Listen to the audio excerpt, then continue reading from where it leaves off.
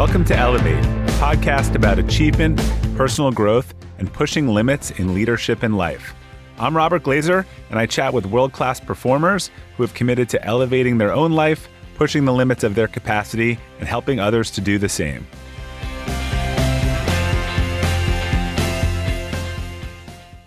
Welcome to the Elevate podcast. Our quote for today is from Earl Nightingale, and it is, "Creativity is the natural extension of our enthusiasm." Our guest today, Derek Sivers, is a true Renaissance man and brilliant thinker and creative mind.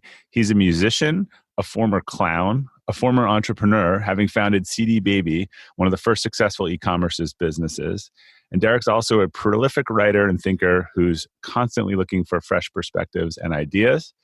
Derek, welcome. I'm excited to have you join us on the Elevate podcast today. I've been looking forward to this interview for a long time. Thanks, Bob. Me too.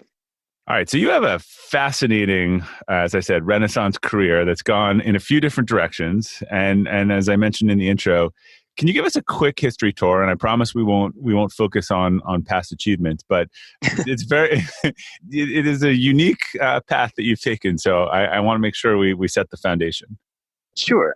It's funny. It didn't seem very unique to me until I got out of it. And then people look at me weird when I tell them about my past. When you're in it, it just feels normal. So the deal is, ever since I was 14 years old, I decided I wanted to be a successful musician. So I just set out on that path, which is just one of the best things that ever happened to me. It's like, it almost doesn't matter what you pick. I think, especially at this age in your teens and your 20s, to just have some focus of direction, to just be pursuing something just changes everything, because when you're pursuing something, then you're looking out for clues on how to be successful at that. And then in doing that, you achieve other things along the way. But yeah, I just set out to be a successful musician, and I really dove into it hard. So I went to Berklee School of Music in Boston. I joined a circus at the age of 18 because it was a paying gig. I was the ringleader MC of the circus, which meant they hired me as the musician, but then they told me that the previous musician was also the ringleader MC. And so from the age of 18 to 29, I was the ringleader MC of a circus and did over 1,000 shows. I got a job playing guitar for a Japanese pop star, got to tour the world doing that, playing to audiences of about 12,000 people when I was like 22 years old. Moved to New York City, got into the music business, working inside Warner Brothers, learned a lot about how the inside of the music industry works from there. And then I was a freelance musician, just doing the hustle, doing whatever it takes to get a gig. So I quit my last job in 1992.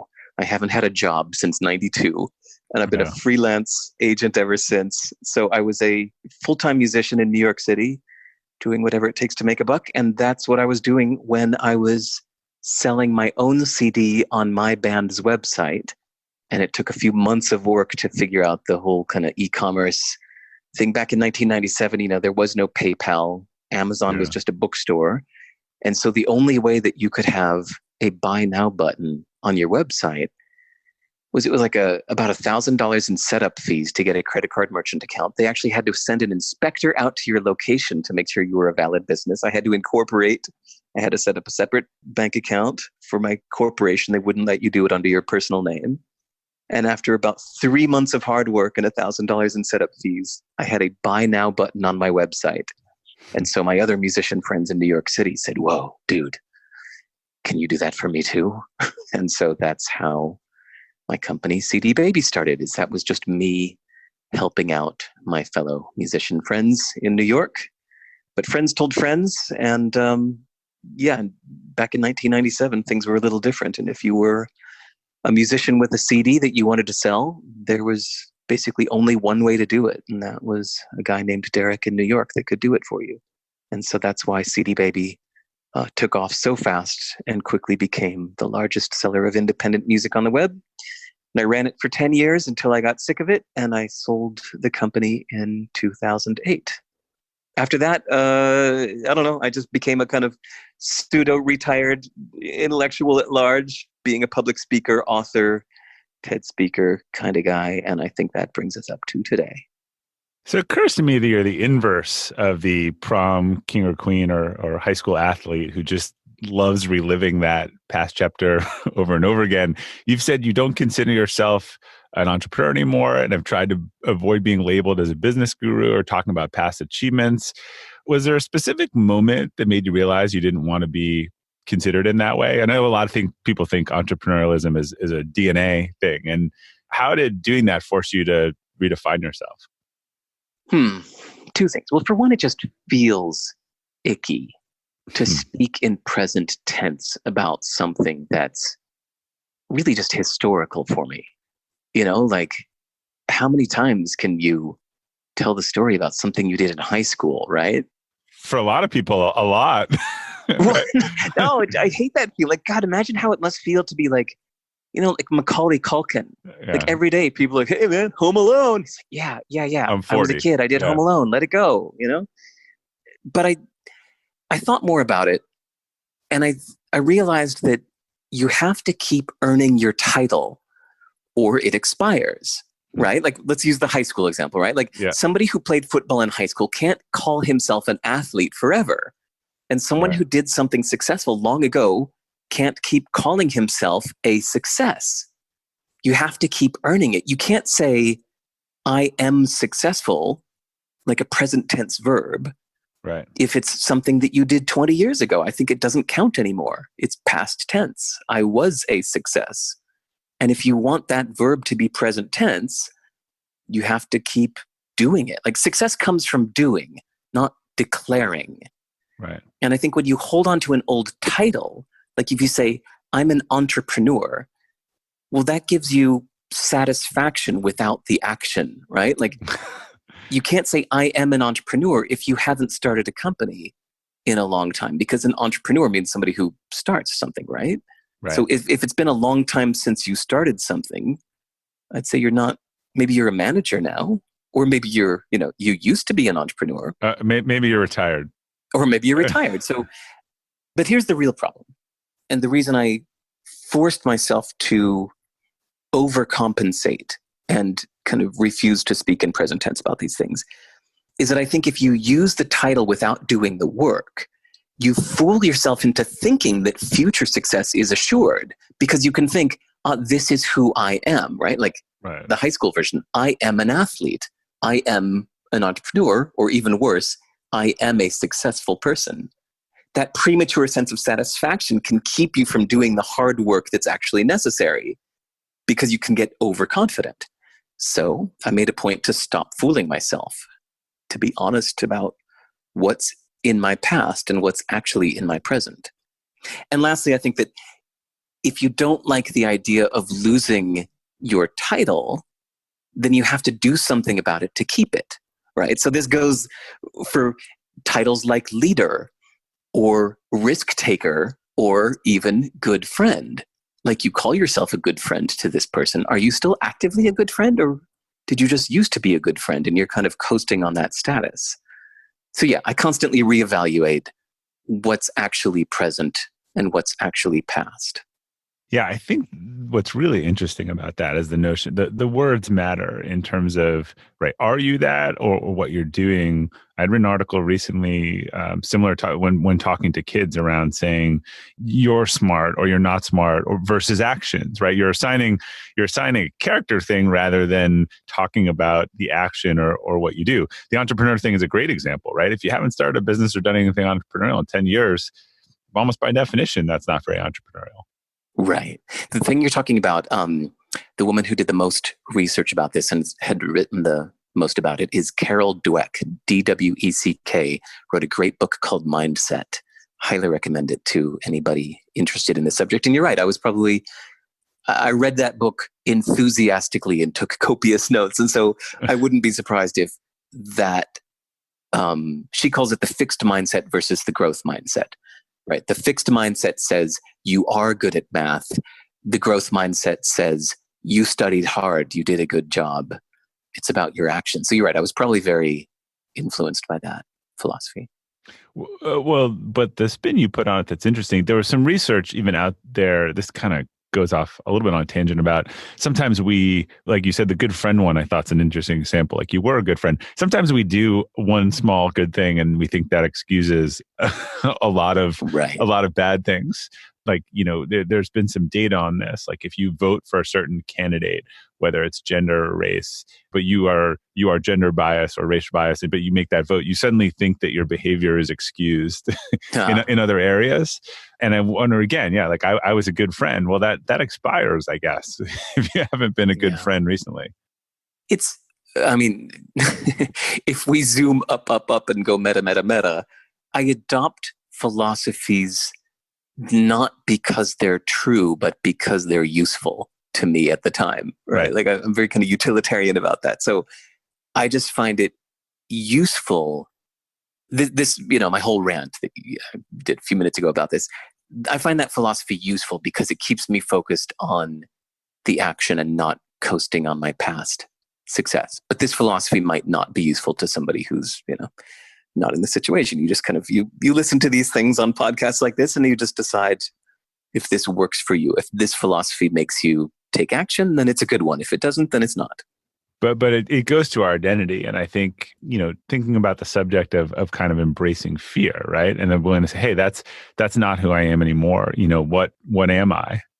Think about in work situations, I think there's still a lot of people who are afraid to share more of their personal selves in professional environments because of fear of judgment, being more open, vulnerability. I think a lot of this all comes into play, right? That's a tough one.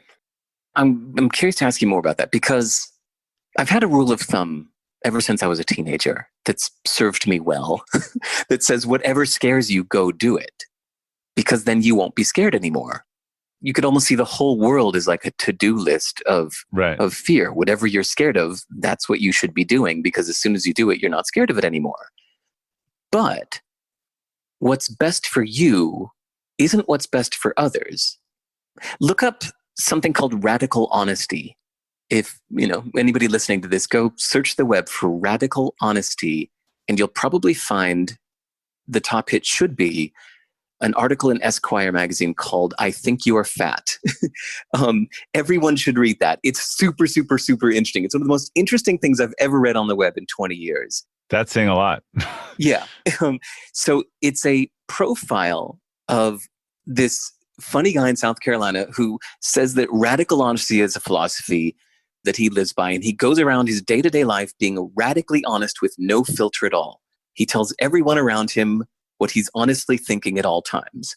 So, the waitress says, "How's your meal?" And he dumps the radical truth on her. Yeah. This is not radical candor. This is different than Kim Scott's radical candor. This is probably more, right, her definition of obnoxious aggression. Right. And so reading it, though, I liked the idea at first.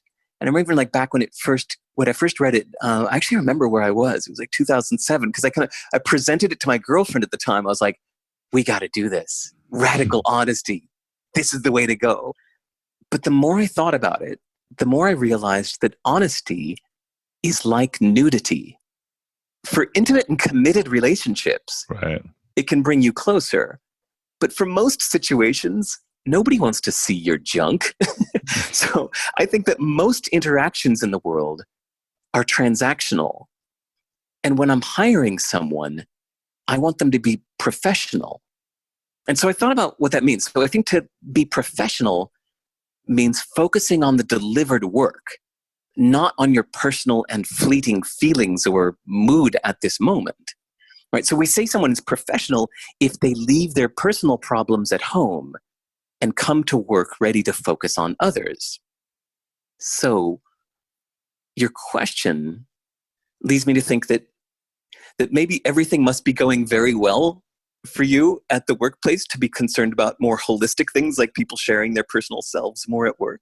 So I think that's actually a good sign that you're asking this question, assuming that you were asking it from your point of view. But I think that anything can be done to a fault, right? Like if someone is only professional and never sharing their feelings, well, then they might boil over with frustration and snap, instead of addressing a problem like, ambitiously wanting to do more inside the company. Right. Or if they're feeling resentment for feeling overworked. If they kept all that bottled up, then that might be being professional to a fault. But in general, I don't know. What are your thoughts on this? I'm curious where that question came from. Well, the topic's interesting, and I want to clarify something you said earlier. So you said you believe that doing everything that makes you afraid is sort of the answer, right? Because then you won't be afraid of everything. Were you saying that from your perspective, or in the same context of what's good for you, or do you believe that to be true of other people, that if they would just lean into their fears, then it would be much better for them? Or do you think that's more about you? Or do you believe in that as a rule for everyone? Oh, I think I think that's a rule of life. I think, in fact, so much so that I turned it into a lullaby for my kid when he was like 2 years old. When he's sleeping at night, like, I want this to get into his subconscious. You scare the crap out of him when he's going to bed?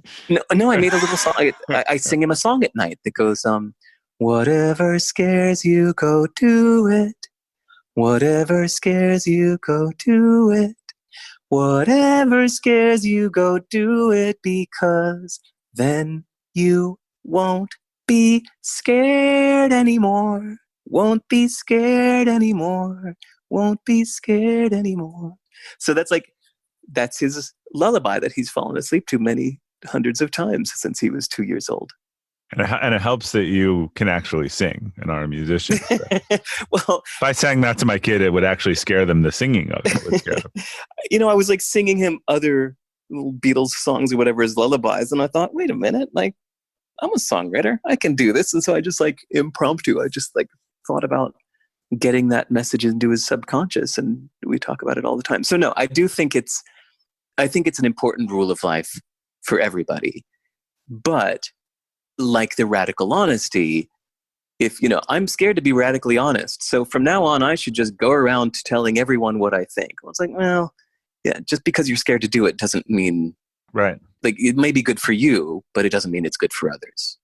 So part of embracing fear, look, I have a 16-year-old daughter now, and we're heading into this, high school, college, sort of whole thing. And I know there's a lot of different perspectives, but what there seems to be now of the societal and the parenting philosophy and everything is getting everything right.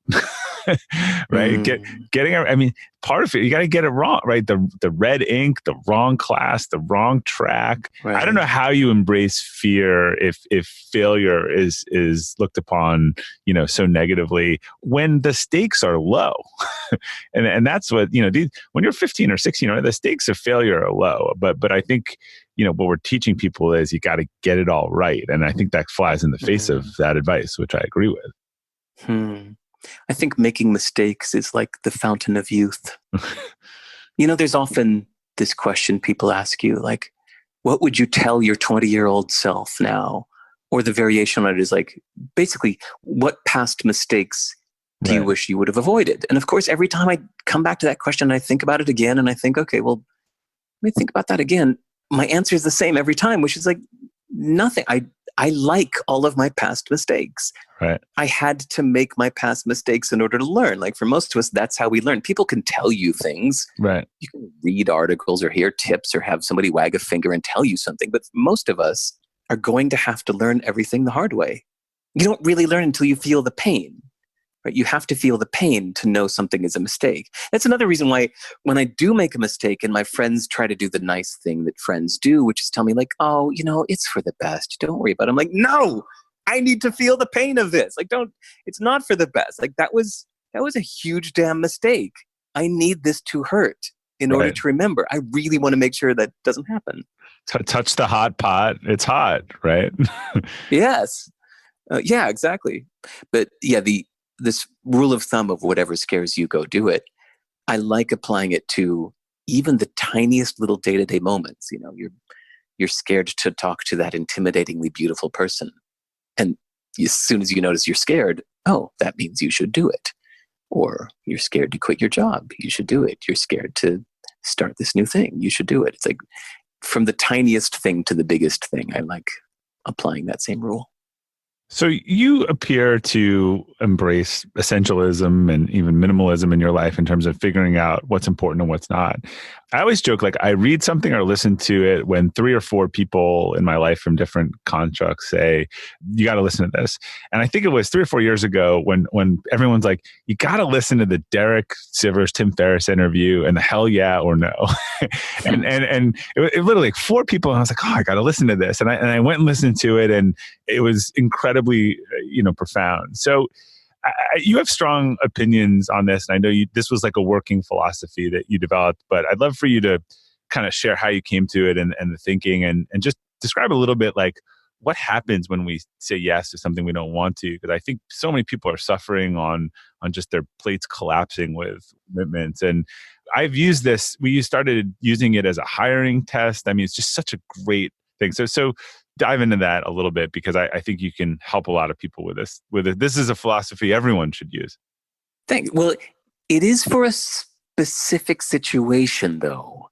Okay, first let me just say what this is. So, hell yeah or no it's a decision-making tool you can use. That the idea is, if you're feeling anything less than, oh, hell yeah, that would be amazing, then just say no.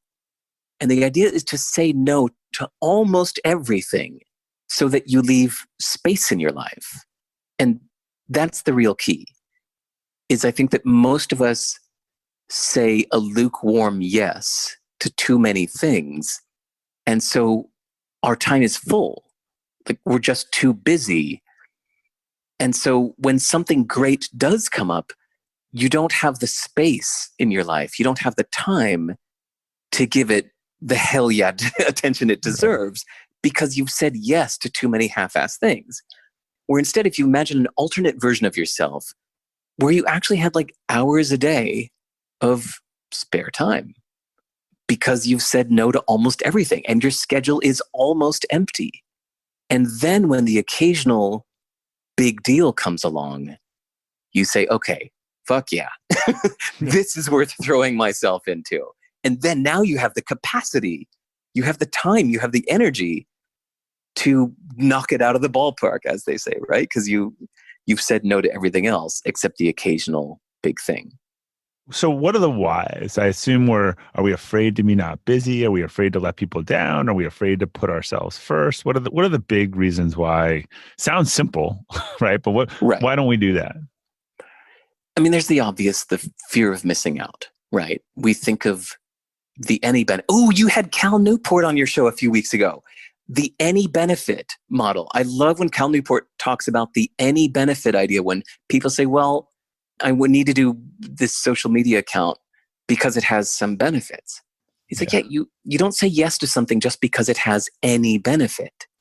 You have to think of all the downsides. So to me, that's like the hell yeah or no thing. It's like, we say yes to something because we think, well, it has some benefit. I mean, I should go to this event. I might meet somebody good there. So I probably should do it. It could have some benefit, but no, it's going to have the downside of filling up your time. And I aim to not have my time filled up. I'd love to keep my time incredibly empty so that, when that occasional great thing comes along, you can do it. So I think it's usually fear of missing out. And probably just a cultural norm that we're in our culture, where we think we're just supposed to be busy all the time doing something. I'm sure there's another culture somewhere else in the south of France or something like that where most people do nothing most of the time, and they'd be laughing at this conversation of ours. Who knows? Well, how do you think of, two things in that. I think one, what you said is that you actually have to let that free time and feel like you're not wasting time, because you don't know when the good thing's going to come along. So you need that empty gas tank, which people have struggled with. But how do you encourage them to think about R&D, right? In terms of, I would say there's a small percentage of the things where, for people who say no all the time, they're probably shutting down a lot of new things. But I think they all think about, how do I know that this might have the potential to be great, even if I'm not sure, right? I think all companies have that sort of 10%. There's some things that you got to take the chance on, right? Or you would sort of close down your world, I think, into the realm of the known versus the unknown. Right. Great point. I've never heard somebody bring this up before. I'm so glad you did. The hell yeah or no thing.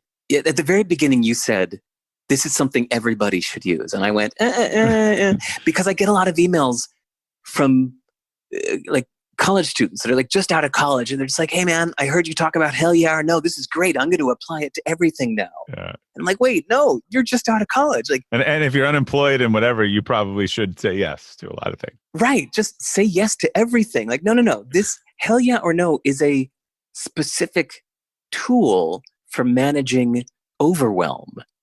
If you're overwhelmed with opportunity, then you need this. But if you're starving for opportunity, well, then no, don't use this tool. It's a tool to keep you from drowning. It's a tool for being overwhelmed. So I do think it's like in the early part of your career, you should say yes to everything. Like you just said, you never know what might hit. It's like they're like lottery tickets, right? Like the more you buy, the better. Right. As long as they're free. But get them all. Say yes to everything. Find what you love and let it kill you, right? Like just work harder, sleep less, do it all, say yes to everything. But then when something hits, when you're onto a success and the world is giving you some kind of feedback, like this is worth doing, that's when you switch strategies. And now you have to say no to everything else and like totally double, triple, quadruple down on that one thing. And these are the situations where, if you're already overwhelmed in opportunities, that you need to say no to most of them and yes to just a few. Although it's funny, so that said, I remember, what's his name? Charlie Munger. Yeah. Warren Buffett's partner. Brilliant.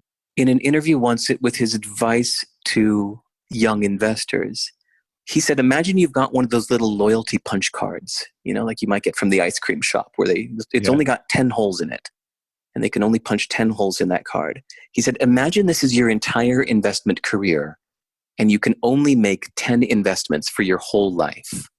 He said, you might actually be better off just sitting and doing nothing for a few years and waiting until that one comes along that you can tell is just going to be a home run. And then you take a swing. And you let all the others just pass by until you could tell it's going to be a hit. And that was one of his main bits of advice to an audience about investing. As much as that guy knows, he felt that this is one of the most crucial things to advise. They play in decades. I mean, they'll.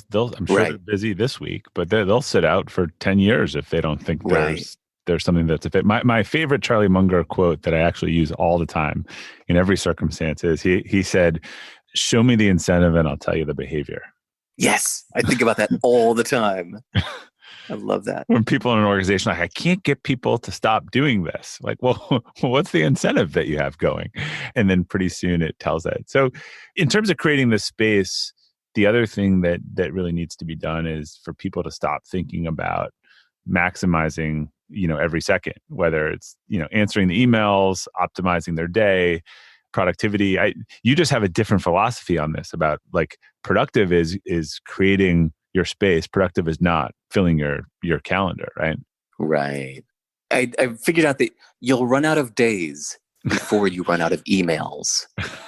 And that's like a scary thought. Like, the day that you die, the emails are going to keep pouring into your inbox from people. Like this will never, ever, ever stop. It's so to think that you can just get on top of it is the wrong idea. And so I think, imagine that you're an author who gets famous. Or even worse, imagine that you win the Nobel Prize for something. That would be the worst thing that could happen, because now you're going to get invited to everything. You're going to get glamorous invitations that nobody can refuse. Everybody's going to want a piece of you. Or even worse, they're just going to want to say thank you, to express their gratitude. Who could refuse that?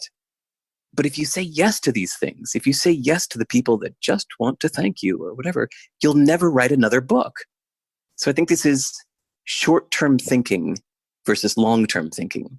So in the short term, you may have to disappoint people in order to serve them better in the long term. So someone whose time is under request and you who says no to 98% of things, it is impossible, I think, for people to understand that or explain that to the person, right?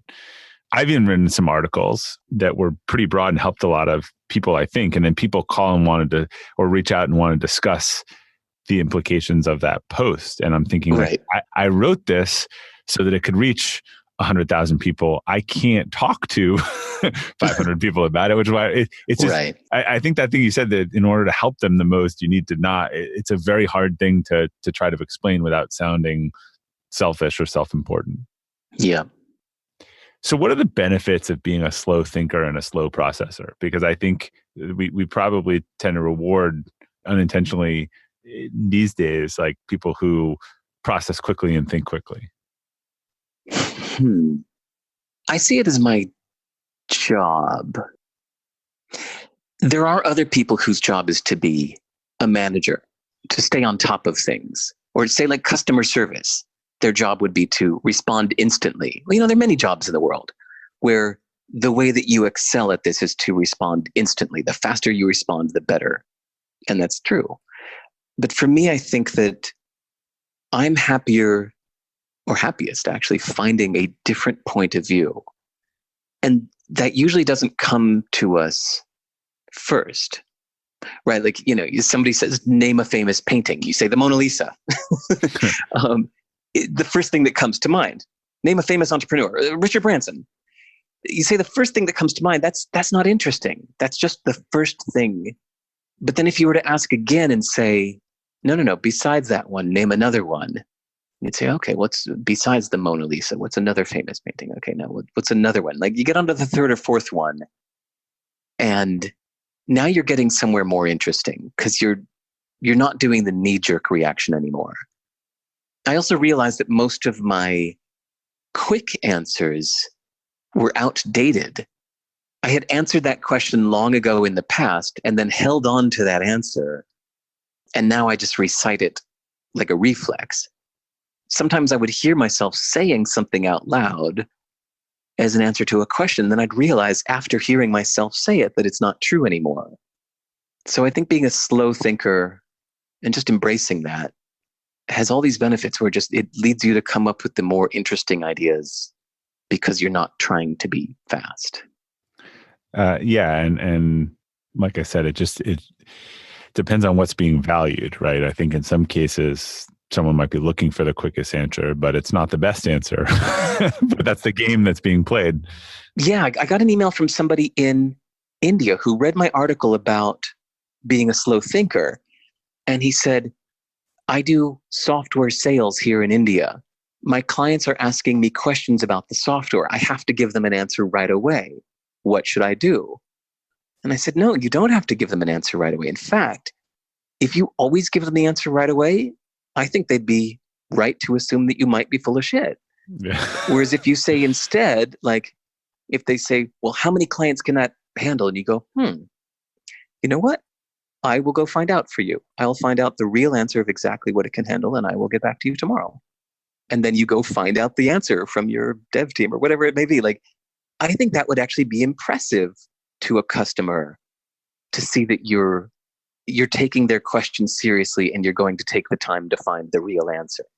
Yeah, it's so funny. We actually almost, part of my training, communication training at our company involves an example like that, where someone who is a slow thinker and careful, teaching them on a client call to not pause for 20 seconds and not answer, because that gets their credibility, but answer quickly and say, that is an interesting question. Let me look into that. I want to get back to you with a better answer. Yeah. So that the awkward silence doesn't hang there forever, but they aren't punished by that, but they, answer with confidence, but not rush to a decision. So that's interesting. Yeah. So this is one I've been excited to talk to you about. I actually think there's a clear distinction between success and achievement. When we talk about success, I think that tends to be where you get things or accomplish things that are impressive to others. Maybe the huge house, the great job, the sports car. I think achievements, when you accomplish things that you've identified are really important to you and you've intentionally, sought to get them.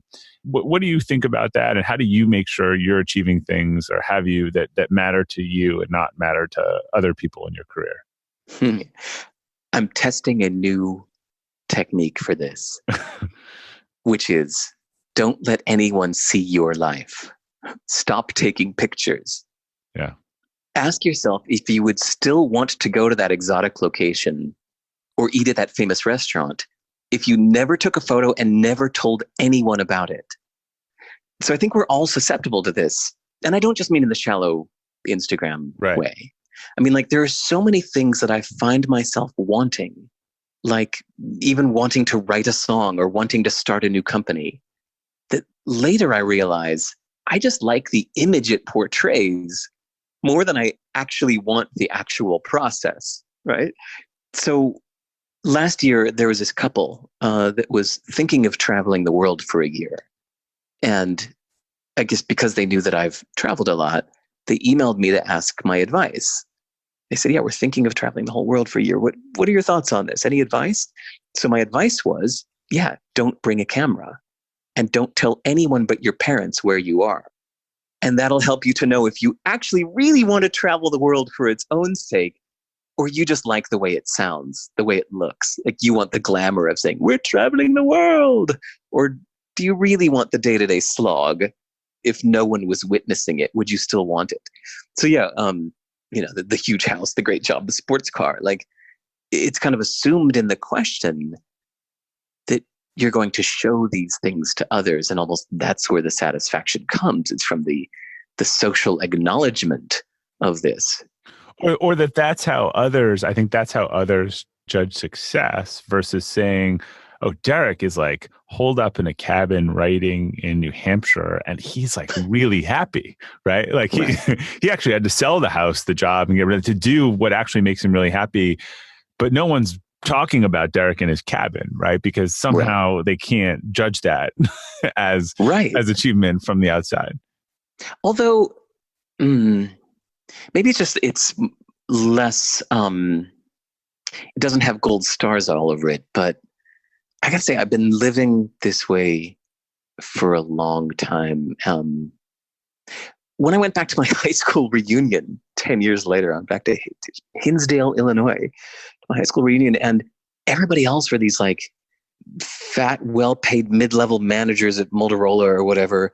And I was just a musician, like a full-time musician. I was traveling with the circus still, and I'm sure I probably had like $10,000 in the bank tops.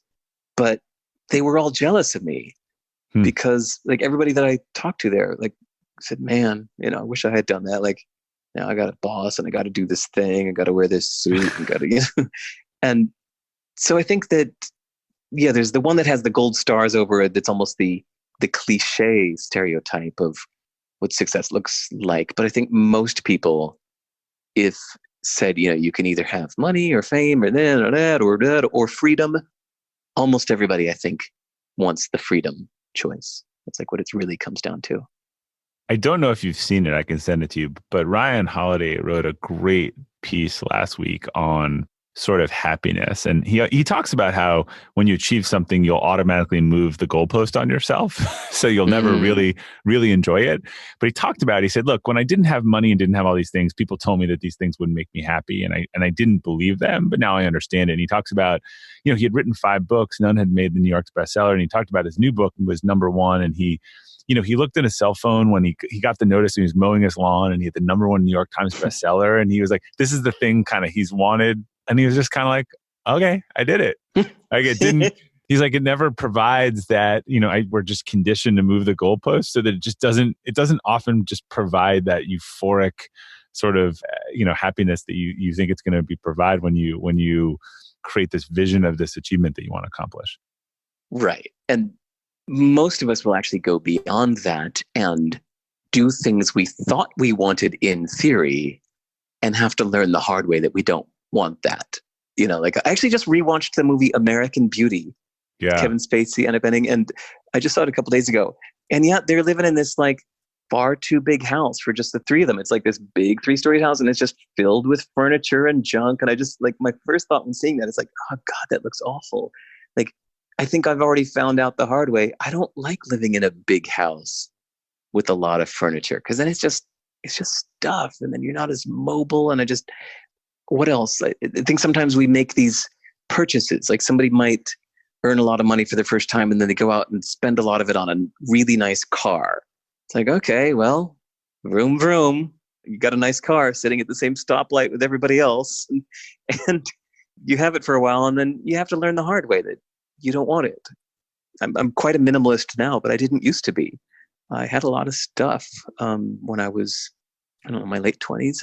But it was because I kept moving from place to place. And every time I would move, I'd pack up all that stuff again and then move to the new place. And I'd unpack all that stuff. And I'd move again. So I'd pack it all up and unpack it. And it was after about 3 or 4 of those moves, I went, man, having I don't want stuff really sucks. Yeah, I had to learn the hard way. Like, you can tell somebody the benefits of minimalism, but again, it's like I said earlier, like, we all have to feel the pain. You have to learn the hard way. But if you didn't have to learn the hard way, like, so one of the things I've heard is, I guess it's a means versus ends, is that, really great people, whether musicians or athletes, or they love the practice, right? So they love the practice so that that's part of the enjoyment to them. I always think about an Olympic athlete, right? Where imagine where you work all those mornings, all of that stuff. You're 17 years old, you go for the gold, and then one of two things happens. You don't get the medal, and therefore, kind of all for naught, or you do get the medal and it's a great plateau. And then, there's not really much that comes after that. So if it was all about the ends, I think you'd be really not satisfied either way, versus if you enjoyed the means, maybe then there was value in the whole ride for you. Right. I think we all have this. I think there's some things we do just for the goal. We're not in it for the process. We just want the end result. Right. Are those the most dangerous? I don't know. Well, I mean, I was going, actually, right before I opened my mouth, what I was about to say is that I think this might be some inherent personality trait. Like, some people are introverts, some people are extroverts, some people are goal-driven, some people are process-driven. Right. So if you don't mind, indulge me in a little personal example for a second, is that as a musician, I have this story on my website that you might like. It's sivers.org/15-years. And it's my story of how it took me 15 years to become a good singer. Every single day for 15 years, I practiced singing for at least an hour a day, and I sucked. I was a terrible singer. And all along the way, I met so many people that would say, dude, just hire a singer. Like, you're just not a singer. You're writing these great songs. You can play guitar like a motherfucker. Like, hire a singer, be Eddie Van Halen. You're quit trying to be David Lee Roth. And I'd say, no, I'm in it for the process. I want to learn to be a great singer. And I don't care if I suck for decades along the way. I'm doing this for the process. Like, just hiring a singer to just have somebody sing my songs and put out a record, that's a goal. That's somebody with a goal-oriented mindset. Like, right. Just get the goal. Just go hire, just pay somebody, then you'll have your goal achieved. I think, no, I'm in it for the process. And I'm so glad I did.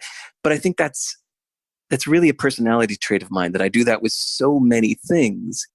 I've actually started a few different quote unquote companies that were actually like things where I developed something 90% of the way. Like, I actually spent the months or sometimes even a couple of years in development. And then right before launching, I went, I enjoyed the process. And I don't know, maybe I don't think the world actually needs this. And so I just don't launch. Like, I'll go almost to the end. And maybe it's fear, but I think it's actually more the same thing we're talking about, that I think I'm just a very process driven person, and I don't care about the goal.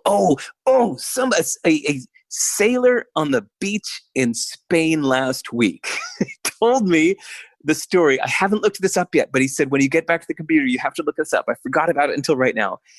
We were talking about this process versus goal driven thing. And he said, you're going to like the story of, this, he said some French name, and he said it was the race around the world in a single boat, and it was something that few people in the world have ever achieved. And there was this big race, and this man was set to be the winner. He was the leader in the race, and he was almost to the finish line. But instead of crossing the finish line, he turned sideways, and he decided he would rather just keep sailing. He purposely didn't get the gold, didn't cross the goal, because he realized he didn't want to stop. He just wanted to keep sailing. I was like, ooh, I can relate to that. I like that idea of like, no, I was in it for the process, not the goal. It's interesting, right? But it also sounds like you have learned not to fall victim to the sunk cost bias. Oh, not at all. No, I think maybe thanks to the people who have made us very aware of all these cognitive biases, I'm glad that someone gave that one a catchy name, because I think about that often when I'm doing things like, oh man, so many times I've like, I'll use the TED conference as an example. The TED conference costs, I think, $7,500 to attend. And 10 years ago, I paid it a couple times and I attended a couple times and I really enjoyed it. And then I had a kid and I didn't go for 6 years. And then a couple years ago, I thought, I think I'd really like to go to TED again. But you have to register like 11 months in advance, right? They sell out like 10 months in advance. So I paid my $7,500. And then it came time to like literally like the day before I'm supposed to get on the plane and go. And now it's 11 months later. And I'm like, I don't want to go. I'm doing some good stuff. I'm writing some stuff right now. I don't feel like schmoozing for 3 days and listening to other people talk. I'm on a good roll with my writing right now.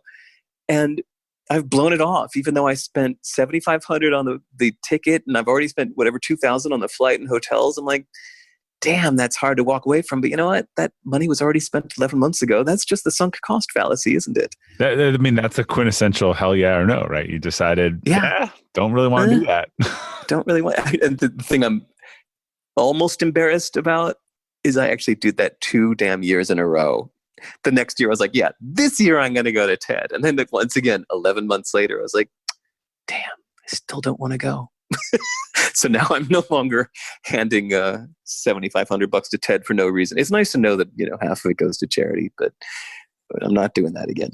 You highlight something I've noticed. I've thought about writing about this, but I just haven't totally formulated my opinion on this. But it's the difference between services and goods and our regret factor, right? So we have a dinner or we go on a vacation or it's sort of below our expectations and it was $100 or $1,000 and it's sort of done.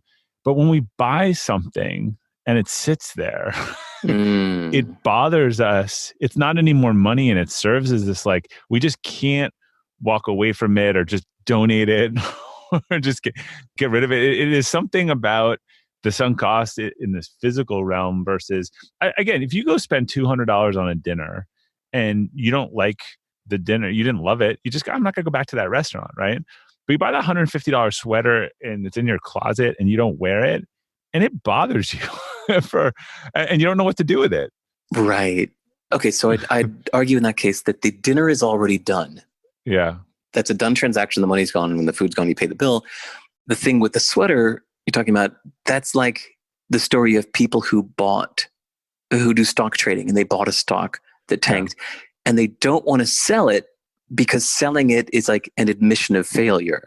Right. So getting rid of the sweater that you thought you would wear, but you just never wear, if you keep it, well, now it's still in your optimistic mind has potential. You might still wear that someday. And when you get rid of it, whether selling it or just handing it to Goodwill or whatever, that's the admission that, no, that was just a dumb thing I shouldn't have done. But instead of the admission, shouldn't that be the freeing? I actually think that the pain is it's sitting there, not just, it's not the money, right? It's what it represents. Oh, dude, a month ago, I just did something really profound for me. I gave away all my musical instruments. Wow. They were sitting there staring at me every day. My 2 guitars and my keyboard and my 2 studio monitors and even my like recording studio software. Every single day I was sitting here working on my book and programming it, doing stuff I loved. And every single day I'm looking at those instruments like, I really should put aside time to practice. Yeah. So I guess it's been a couple months ago now. I gave them to a good friend who is a full-time professional musician. Actually, I just called him up asking who I should give them to. I was like, do you know anybody that could use? He was like, oh my God, dude, your guitar? You're thinking of giving away your guitar? Oh my God, I want your guitar. I love your guitar. I was like, all right. And so I gave him everything. And that dude uses it every single day and is so thankful and is so happy to have it. So yeah, that just felt totally congruently the right thing to do. And I'm so glad that I'm not looking at that stuff feeling guilty every day. And this is where we just get in our own way. I always found it's amazing to me in after sort of the 2009 recession in the housing, you'd have people like, let's say, trying to buy a new house and buy my house. And, they're offering me below market because, it's after a collapse.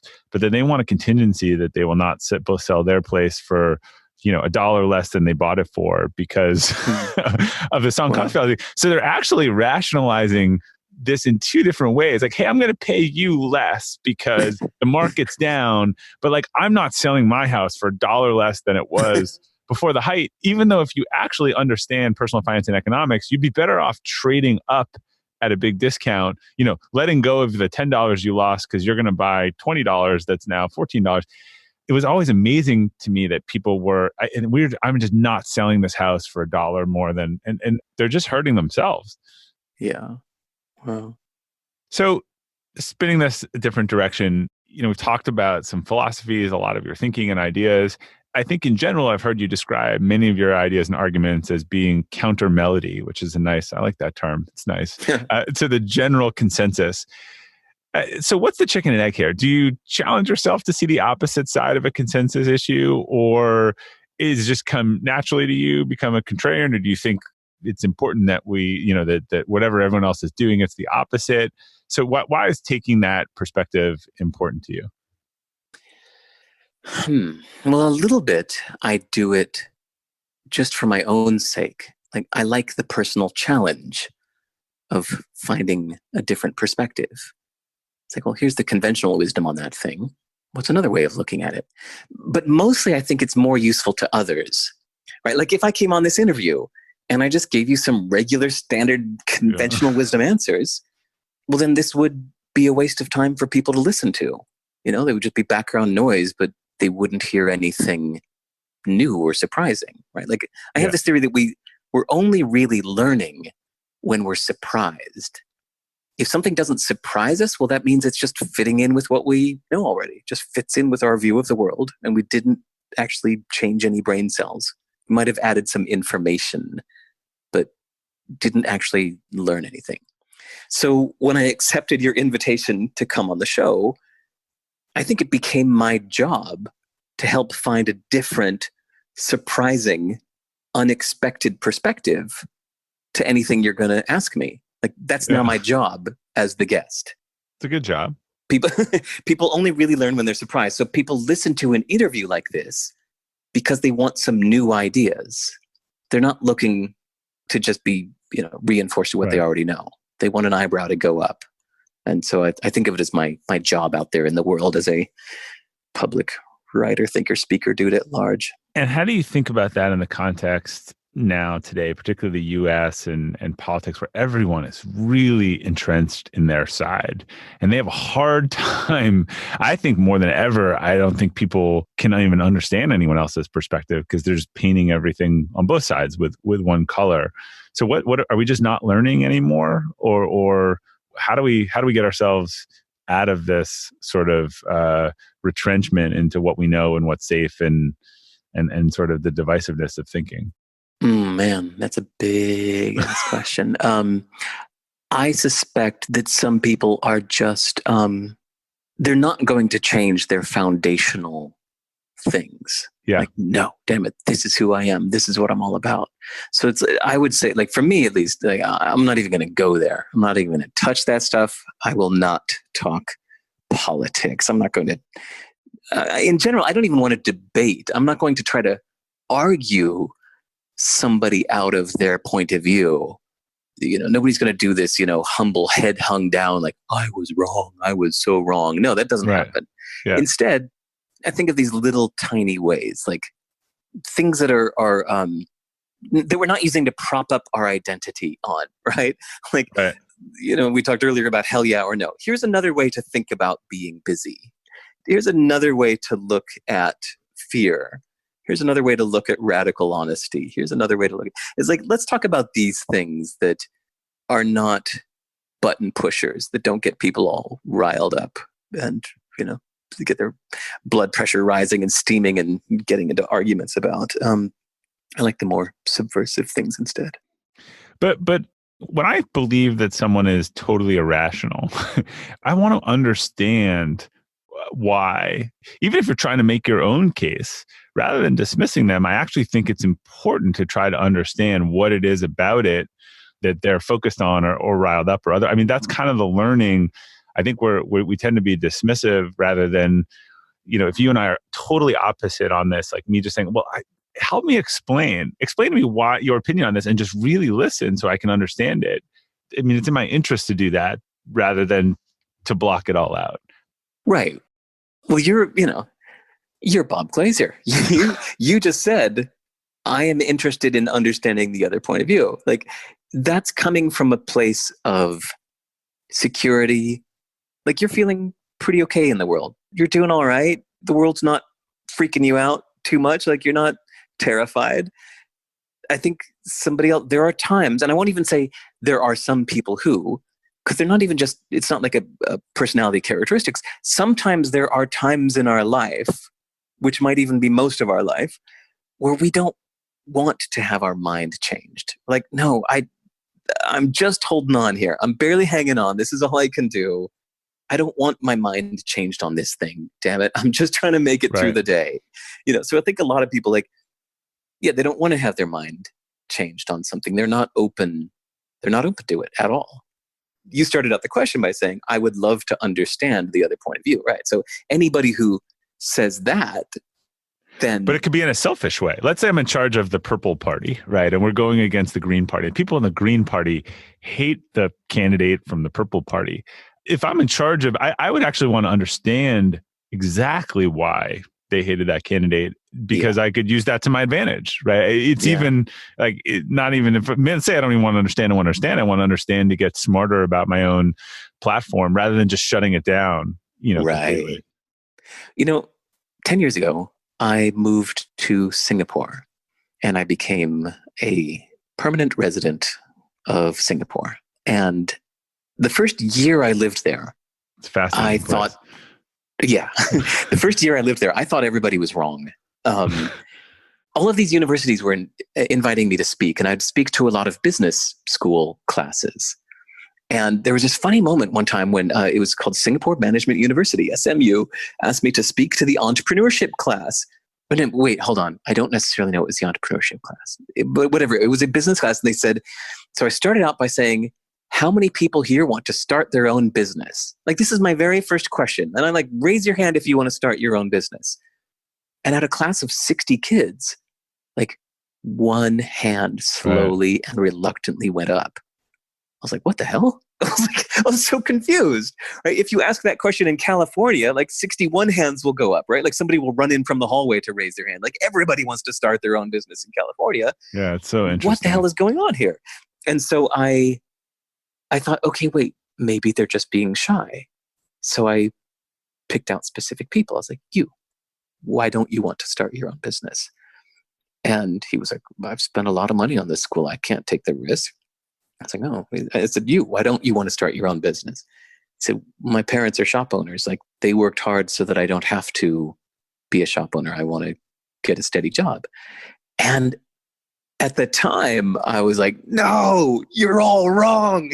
You're doing life wrong. No, you have to take it. And it took me a good year of living in Singapore, having lots of Singaporean friends. So, I mean, it's still, to me, New Zealand is my getaway place where I'm antisocial, but Singapore is my super social place. It's still the place in the world where I have the most friends now. I lived there for 2.5 years, and my best friends still live there. And I got to know them very well.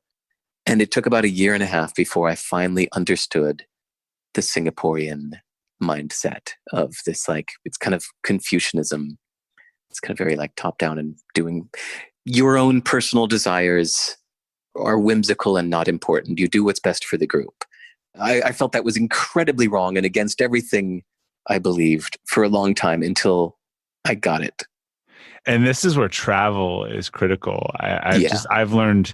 So one of my Friday forwards I wrote a few weeks ago was on tipping and about how Danny Meyer and some people in the US are really working to eliminate tipping at restaurants and include it and just, some thoughts around that. And there's some clear data around prejudice and tipping and all kinds of stuff. And it's very arbitrary as to where it exists and where it doesn't exist. Like, you don't pay someone said, you don't tip the nurse at the hospital, who works for you, and you don't tip the barista, but you tip the bartender to get your beer. And, I got some long responses from people in the industry who were like, it has to exist for these reasons. And I get a lot of people have built their careers or waitered or waitress in college and got by on that. But one of the things I say is you got on, and they're like, you wouldn't have good service, you wouldn't have this. And I was like, I've heard all these articles, but you understand that nowhere in the rest of the world does tipping exist like it does in the US. And they have pretty good restaurants in France and Europe and London and Asia. So like, we're just the more they were in the industry, the more I got like a 5-page email about why this could never happen. Now I understand a lot of the system is all set up and the pay and everything to force it to be that way. But it actually has been traveling to the rest of the world. I remember once, I think I was in a bar in Ireland and I was like, do I leave him a tip? And someone said he'd be insulted if you left him a tip. That's his job and he's paid to do that. And he's, a bartender. So it was one of those issues so interesting to me because I've traveling the world and hearing other people's perceptions on tipping in the US, but people that are deep in the industry here can't fathom that it could be a different way. Yeah. Yeah. I love that. I mean, Japan is great for that. In Japan, almost everything is opposite. Right. I loved the moment where I asked a Russian guy why Russians don't smile. And he looked at me with a frown. He said, oh man, he said, smiling is rude. He said, you smile at somebody, it's like saying, fuck you. My life is awesome. Yours is bad. It's if somebody smiles, they're trying to be superior. He said either that or they're just showing themselves to be a fool. Because what kind of fool would smile at this world we're in? I was like, so yeah. He said, no. It's smiling is rude. I'm like, I love this. Yeah, just see, these are the kind of things, right? Like, no, nobody's going to flip us from liberal to conservative or whatever, but yeah, you can see it. You can start to understand another point of view on smiling or on tipping or on this. It's fun to see things from this opposite point of view. I'm going to butcher this quote, and I don't know who said it, but there's something about the definition of a first-rate mind is the ability to hold two contrary opinions or something like that. I'll have to look that up. Yeah. So I'd love to hear a little bit about your creative process. Obviously, musician, entrepreneur, writing, you're someone who's extremely creative. How does your process work? Do you seek out new ideas about things to write about? Do things catch your interest? Do you set up your schedule to be creative? I know you talked a lot about daydreaming and how that's a big thing for you in terms of the process. I'd love to understand how your mind and your schedule works around all of this. I don't have much to say about this because I'm not very deliberate or structured about it. I do keep an open email inbox. It's something I really enjoy. I'm actually, at the end of this conversation, I'm going to ask the listeners here to send me an email and introduce themselves. And part of the reason I like that is I really like hearing from people around the world and hearing what they're doing and hearing what they're struggling with. It inspires me. I like thinking about all these questions people ask me. So yeah, I like hearing about other people's problems. I especially love noticing where I disagree with the assumptions that we have. Mm-hmm. Like, well, of course you have to stay busy, or of course you have to keep moving forward at all times, or of course this, or of course that. You have to tip. Yeah. It's fun. Yeah, you have to tip. And it's fun to add a question mark at the end of, replace the period with the question mark. So instead of saying, right, well, you have to keep moving forward, becomes, you have to keep moving forward. And I do a lot of journaling. I sometimes I write for, I'd say, between 1 to 3 hours a day. Wow. In my journal, just privately, just asking myself questions. And then most importantly, questioning my answers. So first I ask myself a question, then I answer it, but then I start questioning my answers. Like I doubt myself. I just assume that I'm full of shit too, that anything I'm saying is just some old outdated belief that it's time to expire, or at least, beat it up a bit and see how robust it still is. And I think all of this is probably driven by the fact that I think, to me, one of the greatest joys in life, better than chocolate, better than sex, better than, good James Brown song, is changing your mind about something.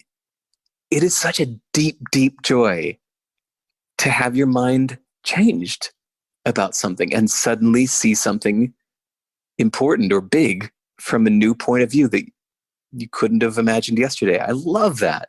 It's just one of the happiest things in my life. And so, yeah, I'm seeking those. I love, I mean, to me, that's why I like living around the world. That's why I moved to Singapore. It's why I moved here. It's why I'm living in Europe now. It's like, where are you now? I was going to ask you that. Well, right now I'm in Oxford, England. That's a good thinking place. Yeah, they know a thing or two about thinking, but this was a compromise with my kid's mom. Is she wanted to live in New York City where her parents are. I wanted to live somewhere exotic and interesting. And so we compromised and agreed on England, where she's just a few hours from her parents in New York, and I'm just a few hours from somewhere exotic and interesting. So I go to Heathrow Airport every week or two. But yeah, I'm just constantly pursuing understanding a different point of view. I mean, that's what I love about a place like Japan, or even something like Finland. Like, you read a book about the culture of Finland and you understand the Finnish attitude towards silence or communication or whatever. It's wonderful to take these everyday things. Like you said, or did you say that tipping was considered rude, right, in Ireland? Like, no, not only do you not have to, that would be insulting. Right. Are you saying I'm not doing my job well, or I'm not paid enough? Right. It's a totally different perspective. Right. Yeah. You're saying I look like a homeless person that needs the money? How dare you? Right. Yeah. There are places in the US where if you did that, someone would have that reaction just because they're not used to it. Right. To the doctor. What if you gave the doctor $10 after the, or the nurse after 5 and say, thank you. I don't think people think through those cultural implications. They just think, oh, it's just normal here, and it's not normal here. Yeah. So to answer your question, I don't have a process. No, I'm not like a daily ritual kind of guy, but it is a constant, ongoing life pursuit for me. But you have sort of structured daydreaming, right? More like the journaling kind of stuff I describe, where I'll quite often just lay down on the couch and just do nothing, no phone, no whatever, just sit there and just space out and think. And then I usually end up bouncing out, within minutes or half an hour or something. I end up bouncing up with an idea that I wouldn't have ever thought of if I didn't just lay down on the couch. But yeah, my journal, I just have these blank text documents that I just type all my ongoing thoughts into every day. And that's where I do most of my thinking and questioning and challenging beliefs. All right. So my last question is a variation on a question earlier you said you don't like, which will be interesting, but it has a different twist. So it actually is, what's a personal or professional mistake you've made? It either, for a lot of people, it's repeated or singular, but that you learn the most from, that you look back and say, hey, maybe it's not a mistake, but I'm curious more from a learning perspective. For some reason, the one that's coming to mind is misclassifying myself and what I'm doing. Like years ago, I would have said that I'm a programmer and entrepreneur. And yes, sometimes I write a little blog post sharing what I've learned, but that's just something on the side. But the whole time, something never felt quite right about this, right? Like anytime I was around other entrepreneurs, I'd find myself getting tired. Like, just when there's some conversations you catch yourself just getting physically tired, like sleepy. Right. And there are other conversations that, fill you full of caffeine. And so I just noticed whenever people wanted to talk business and talk entrepreneurial things, I would I'd find myself just wanting to go to sleep. So I asked myself an interesting question just recently, just last year. I asked myself, who are my heroes? And it was just one of those journal questions like we're talking about. And I thought about it and I wrote them down. I wrote down 12 people that were my heroes. And then I went back and I looked at that whole list. I was like, oh my God. Oh my God. All 12 of these are authors. Like the people I look up to the most, the people that I would most like to meet. Or if you do that question about, you could have a dinner party and invite anybody. Dead or alive. Yeah. Right. All of, it's never entrepreneurs. I wouldn't bring entrepreneurs to dinner. I mean, programmers somewhat, but yeah, really my heroes are writers. And so I realized that I had been kind of like accidentally misclassifying myself or misunderstanding what was really driving me, that I realized I actually wanted to be a writer. So I kind of had this deliberate rearranging of my hierarchy of interests, and reclassifying it in my own head. So that, I admitted that, yes, I enjoy programming, but I do it as a hobby. It's not like my main pursuit. It's like my main hobby that I enjoy. And yes, someday I'll probably start another business, but really my main love and top priority is writing. So you should start a business to help authors, just like you start a business to help musicians. I don't know. That's the difference between doing a system. Yeah, we've all read the E-Myth Revisited, I hope. Yeah. That's the difference between being a cook and opening a restaurant. No, Right. Maybe you actually just want to be a cook. You don't want to turn it into a whole system. So I think my writing is something I'm not going to systematize. All right. Well, we'll wait and see what's next. And so, by the way, like I said a bit ago, I really like meeting the people that listen to these interviews. It's actually the main reason I do this. Obviously I'm not here promoting anything. I got nothing to pitch. I'm not doing this for the money. These days, my currency, I really enjoy meeting people who listen all the way through these kind of interviews. So if you listened all the way to the end of this, please go to sivers.org/contact and send me an email. My email address is just in big letters there, and I still read and reply to every email, and I really enjoy meeting the people that I meet through these things. Yeah, and Derek's website and how he set it up is an example in minimalism. It's really, his newsletters are short, it's concise, you can see what he's working on. It's very different. So you should check it out either way and reach out. And I can attest he does write back. Anything else you're working on? I thought you had some books coming out soon. Yeah, I do. My next 2 books are already done. And I was just going to follow the typical template of the day. Well, actually, my previous book was on Penguin. And so Penguin, like a very sweet woman there that's like my main rep at Penguin Portfolio. And she's wonderful. We've gone out to dinner. She's a fan of my work. And she said, we'd like to publish your next book. And I said, I think I want to do this self-publishing. I enjoy doing things myself, even if it's the hard way, even if it earns less. I really enjoy that process. But then I thought I was still just going to follow the typical template and just put them out through Amazon like everybody does. But then I started feeling a little like rebellious, punky. This is so not a surprise, by the way. Thank you. Like, I was just like, hold on. There was something, when I started CD Baby in the mid-late 90s, there was a certain kind of indie music spirit where all these musicians who had been signing their rights away to EMI and Universal and these big corporations were now suddenly like, man, I don't need to sign away my rights. I can do this shit myself. Even if I'm going to earn less, like I get to keep my own rights.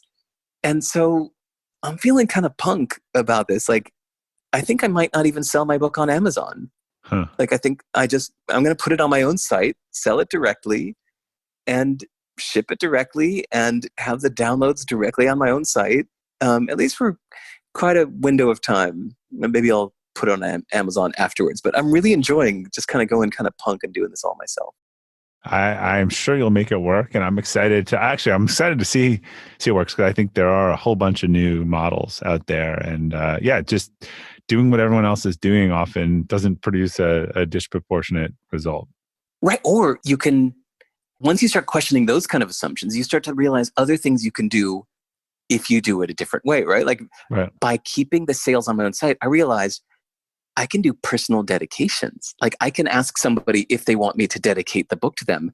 And it's generating an ebook on my server in the moment. So I can have every ebook be personalized to your name. And then I realized I could do the same thing with audiobooks. You want me to personalize the audiobook?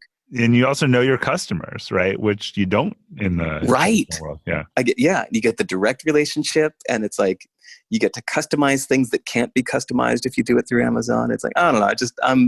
I'm enjoying nerding out on this. As you can tell, I'm not driven by the big bucks and and looking big. I enjoy the process. I enjoy the control. I enjoy the creativity.